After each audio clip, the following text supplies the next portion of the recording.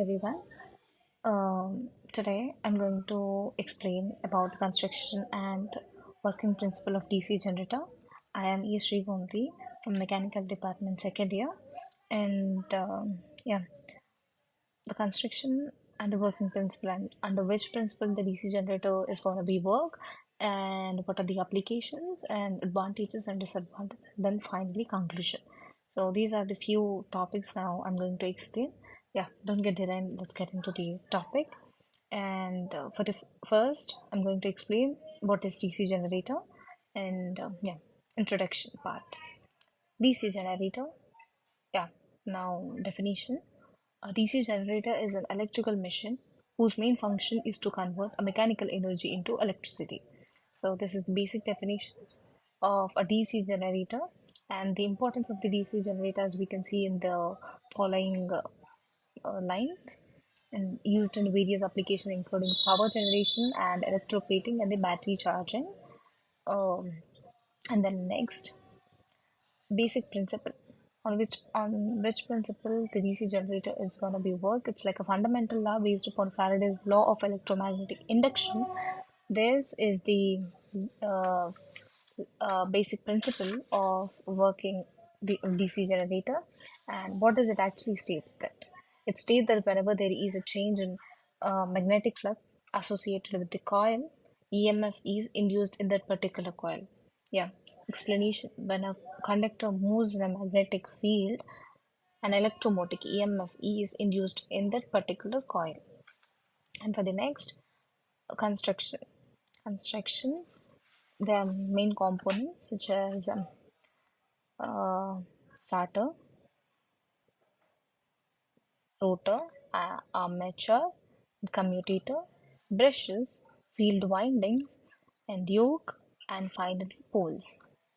These are the main parts of the um, DC generator.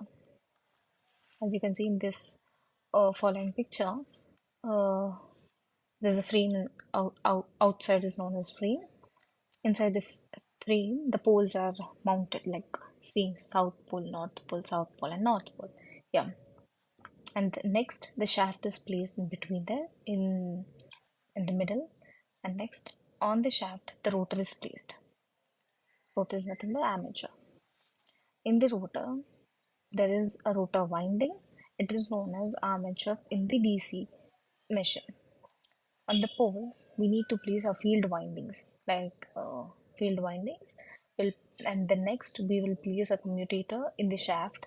As you can see, further after the shaft, there is a commutator, and then next we will place brushes assembled on the commutator segment, and then that segment after this we will connect the brushes assembled to the terminal box.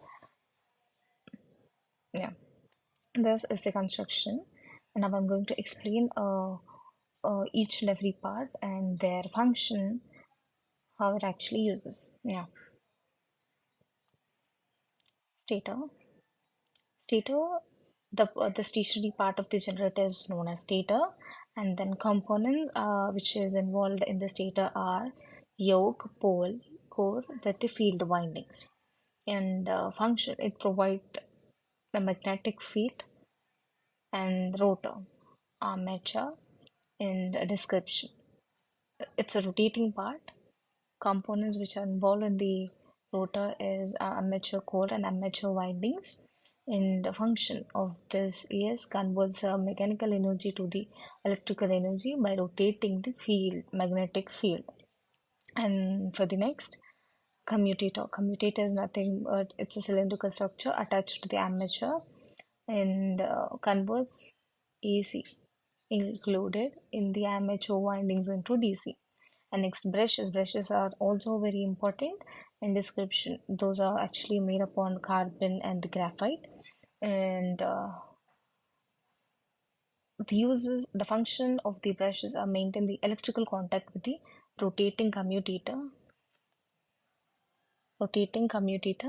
and field windings. Description of the field windings are wound around the poles. Poles are nothing but like see north pole, south pole. These are the poles, and this are the poles. Function proceed the necessary magnetic field. Yeah. And for the next, yoke. Yoke is the outer frame of the generator, is known as yoke, and it provides a mechanical support and path of the magnetic flux too. And poles are nothing but magnetized projections on the yoke, and then function it create the uniform magnetic field all throughout. And the working of DC generator, according to the Faraday's law, the electromagnetic induction, whenever there is a conductor placed in a varying magnetic field or a conductor is moved in a magnetic field, an EMF, electromotive force, get induced in the conductor. This is the Faraday's law. As and for the next, the magnitude of the induced EMF can be calculated from the EMF equation of DC generator.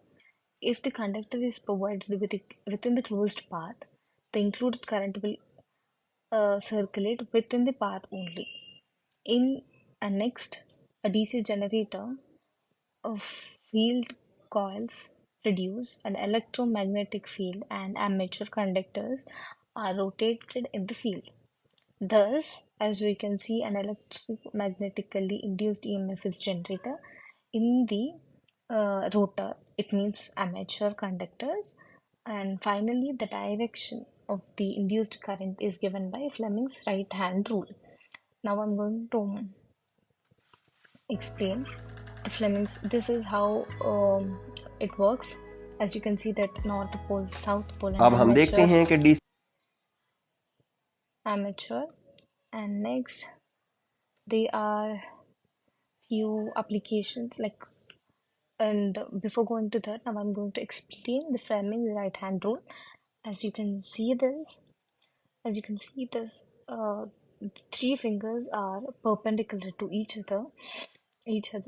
The thumb, as you can see the thumb here, the thumb represents the direction of the movement of the conductor, this, and the forefinger will show that the direction of the magnetic field, and the middle finger will shows the direction of induced current, as you can see here.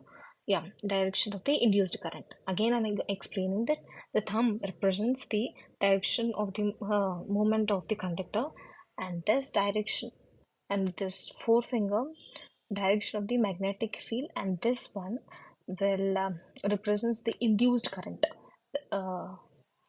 Yeah, there are a few applications of the DC generators, and the basic application is a power generation, and next battery charging, as we can see in our daily lives, and electroplating is also a application for the DC generators, and electric traction.